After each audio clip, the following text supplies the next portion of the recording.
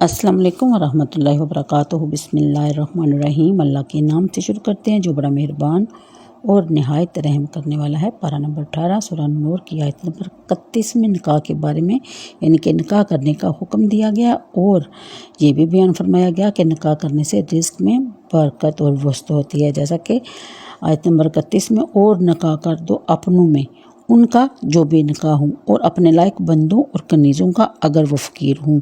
تو اللہ انہیں غنی کر دے گا اپنے فضل کے سبب، اور اللہ وسط والا علم والا ہے اور چاہیے کہ بچے رہیں یعنی کہ گناہوں سے۔ اور جو نکاح کا مقدور نہیں رکھتے یعنی کہ جن کے پاس نکاح کرنے کے لیے روپیہ پیسہ بہت زیادہ نہیں، تو یہاں تک کہ اللہ مقدور والا کر دے اپنے فضل سے، اور یعنی جب تک مرد حق مہر ادا کرنے کی صلاحیت نہ رکھتا ہو، ہمت یا مناسب رشتہ نہیں ملتا، تب تک اپنے آپ کو گناہوں سے بچائے رہیں۔ اور پھر بیان ہوتا ہے کہ اور تمہارے ہاتھ کی ملک باندھی غلاموں میں سے جو یہ چاہیں کہ کچھ مال کمانے کی شرط پر انہیں آزادی لکھ دو تو لکھ دو، اگر ان میں کچھ بھلائی جانو، اور اس پر ان کی مدد کرو اللہ کے مال سے جو تم کو دیا گیا، اور مجبور نہ کرو اپنی کنیزوں کو بدکاری پر جبکہ وہ بچنا چاہیں، تاکہ تم دنیاوی زندگی کا کچھ مال چاہو، اور جو انہیں مجبور کرے گا تو بے شک اللہ بعد اس کے وہ مجبوری ہی کی حالت میں پر ہیں اور بخشنے والا مہربان ہے۔ یعنی کہ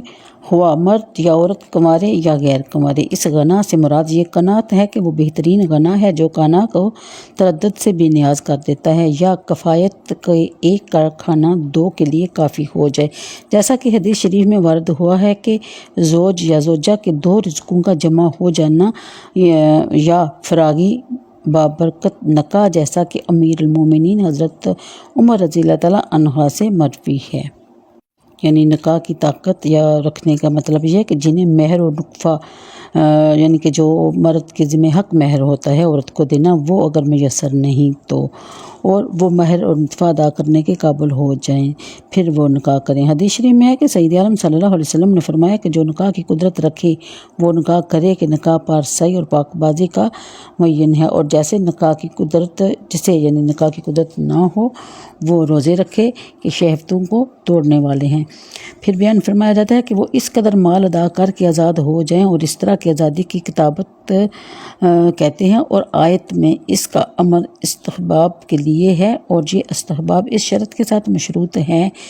کہ جو اس کے بعد ہی آیت میں مذکور ہے۔ شان نزول لطیف بن عبد العزیز کے غلام سبی نے اپنے مولا سے کتابت کی درخواست کی، مولا نے انکار کیا، اس پر یہ آیت نازل ہوئی تو خطیب نے اس کو سود دینے پر مکاتب کر دیا، اور ان میں سے 20 اس کو بخش دیے، باقی اس نے ادا کر دیے۔ پھر اگلی آیت کے مطابق بلائی سے مراد امانت و دیانت اور کمائی پر قدرت رکھنا ہے، اور حلال روزی سے مال حاصل کر کے آزاد ہو سکے، اور مولا کو مال دے کر آزادی حاصل کرنے کے لیے بھیک نہ مانگتا۔ پھر اسی لیے حضرت سلیمان فارسی رضی اللہ تعالیٰ عنہ نے اپنے غلام کو مکاتب کرنے سے انکار کر دیا جو سوائے بھیک کے کوئی اور ذریعہ کسب کا نہ رکھتا تھا۔ پھر اگلی آیت کے مطابق مسلمانوں کو ارشاد ہے کہ وہ مکاتب غلاموں کو زکوٰۃ وغیرہ دے کر مدد کریں، جس سے وہ بدل کتابت دے کر اپنی گردن چھڑا سکیں اور آزاد ہو سکیں۔ اگلی آیت کے مطابق یعنی طمع مال میں اندھے ہو کر کنیزوں کو بدکاری پر مجبور نہ کریں۔ شان نزول یہ آیت عبداللہ بن ابی سلول منافق کے حق میں نازل ہوئی جو مال حاصل کرنے کے لیے اپنی کنیزوں کو بدکاری پر مجبور کرتا تھا، کہ ان کنیزوں نے سید عالم صلی اللہ علیہ وسلم سے اس کی شکایت کی، اس پر یہ آیت کریمہ نازل ہوئی۔ اگلی آیت کے مطابق اور وبال گناہ مجبور کرنے والے پر ہے جنہوں نے حلال حرام اور حدود احکام کو سب کو واضح کر دیا۔ اگلی آیت کے مطابق نور اللہ تعالیٰ کے ناموں میں ہے ایک نام ہے۔ حضرت ابن عباس رضی اللہ تعالیٰ عنہما نے فرمایا میں نے یہ ہے کہ اللہ آسمانوں اور زمین کا ہادی ہے، تو اہل سماوات و ارض اس کے نور سے حق کی راہ پاتے ہیں اور اس کی ہدایت سے گمراہی کی حیرت سے نجات حاصل کرتے ہیں۔ بعض مفسرین نے فرمایا کہ میں نے یہ ہے کہ اللہ تعالیٰ آسمان اور زمین کا منور فرمانے والا ہے، اور اس نے آسمانوں کو ملائکہ سے اور زمین کو انبیاء سے منور کیا۔ تو آج کے لیے اتنا ہی، مجھے دیجیے اجازت، اللہ حافظ۔